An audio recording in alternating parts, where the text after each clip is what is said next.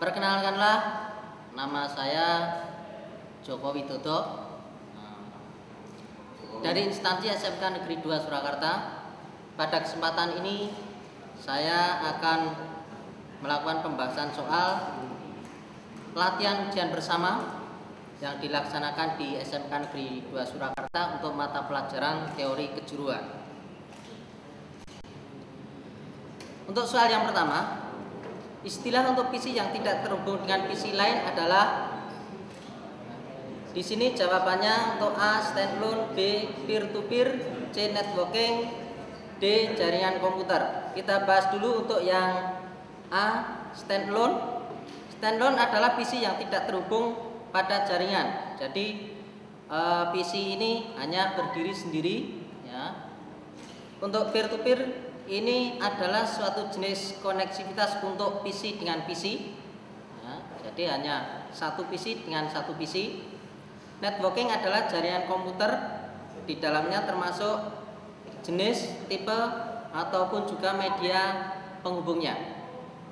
Yang pilihan D, jaringan komputer, penjelasannya sama dengan pilihan C, yaitu networking tadi. Nah, di sini jawaban yang benar adalah yang A. Standalone adalah PC yang tidak terhubung pada jaringan komputer. Untuk soal yang kedua, jika pada sebuah kantor terdapat satu komputer server dengan beberapa komputer klien, istilahnya adalah, ini untuk penjelasannya sama dengan soal nomor 1, dan jawabannya di sini adalah D, yaitu jaringan komputer. Soal yang ketiga, default subnet untuk jaringan kelas C adalah, kita bahas dulu untuk masing-masing default subnetnya. Untuk kelas A, default subnetnya adalah 255.0.0.0.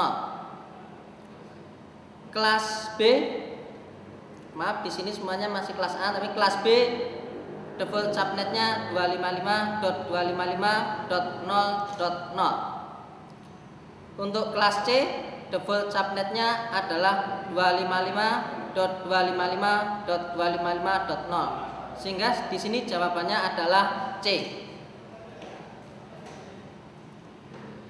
Dilanjut untuk soal yang keempat. Bagian komputer yang berfungsi untuk menyimpan data adalah, kita bahas dulu untuk masing-masing bagian-bagian komputer. Printer di sini adalah bagian dari komputer, fungsinya adalah untuk menampilkan data. Di sini bentuknya adalah hard copy, ya. Terus monitor, fungsinya sama dengan printer, yaitu untuk menampilkan data tapi dalam bentuk soft copy. Hard disk fungsinya adalah untuk menyimpan data, dan prosesor adalah bagian pengolah data. Sehingga jawabannya di sini adalah C. Soal kelima, IP address yang satu kelas dengan IP address 192.168.1.25 perfect 30 adalah, kita bahas dulu untuk jumlah host perfect 30. Jumlah kliennya adalah, di sini untuk perfect 30, bit yang bernilai 0, bit terakhir yang bernilai 0 adalah 2. Sehingga untuk mencari host ID-nya, 2 pangkat 2 dikurangi 2, di sini jawabnya adalah 2. Sehingga nanti harusnya untuk kelas ini hanya ada satu IP address yang satu kelas, ya, satu network.